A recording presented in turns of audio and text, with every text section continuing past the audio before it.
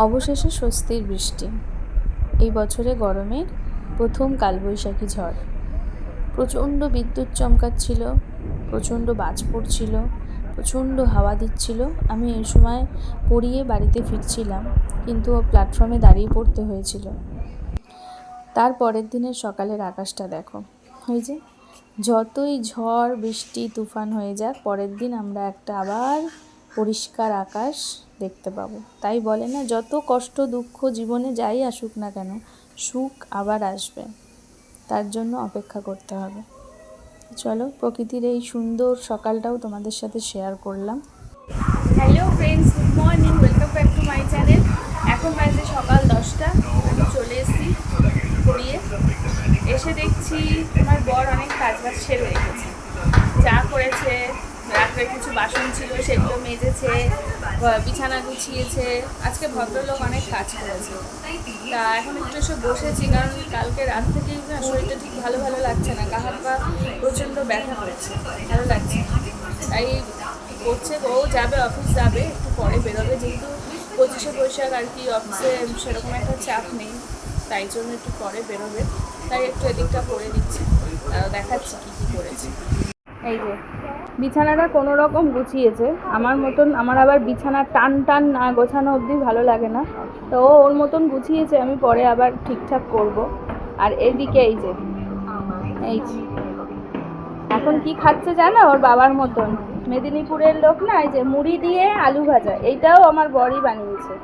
আলু ভাজাটা করেছে, এবার মুড়ি দিয়ে ছেলেকে দিয়ে দিয়েছে। ও হচ্ছে বাপের মতন, মুড়ি দিয়ে আলু ভাজা দিয়ে, মানে শুকনো লঙ্কাটা শুধু খায় না, বাদ বাকি মুড়ি দিয়ে ও সব খেতে ভালোবাসে।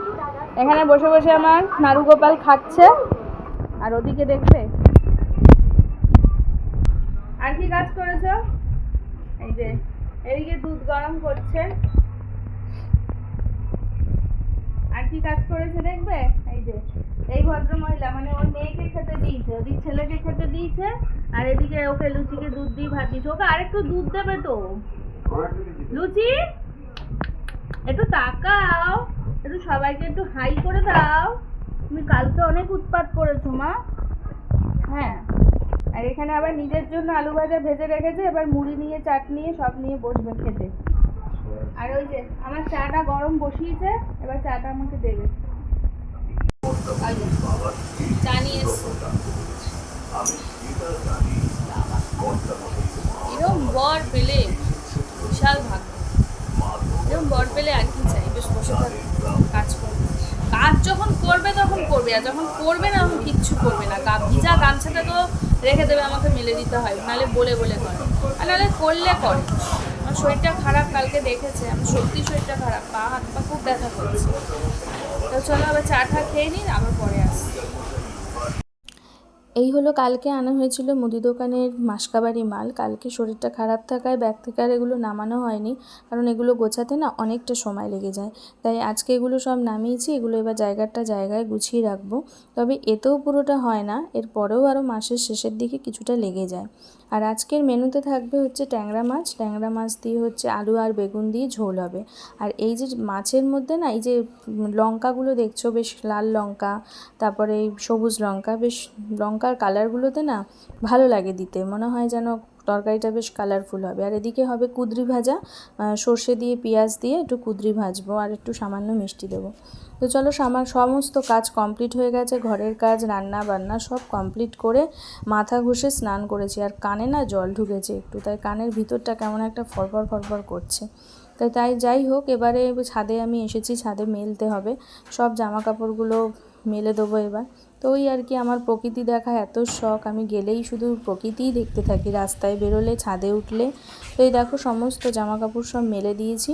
তারপরে ভাবলাম মাথা যখন ঘষেছি, ছাদেই একবারে মাথার চুলটা ভালো করে মুছে শুকিয়েও যাবে, তাই জন্য ভালো করে চুলটা মুছেও নিলাম, মুছে নিয়ে একটু ঝেড়েও নিচ্ছি। এই করতে করতে হালকা করে শুকিয়েও যাবে। তারপরে এবার আস্তে আস্তে নিচের দিকে নামতে হবে। এই যে চুলটা ছেড়েই রেখেছি, যেহেতু শুকাবে ছাদের রোদে। তাই এই যে এবার একদম আজকে চিলেকোঠার ছাদে মেলে দিয়ে এসেছি।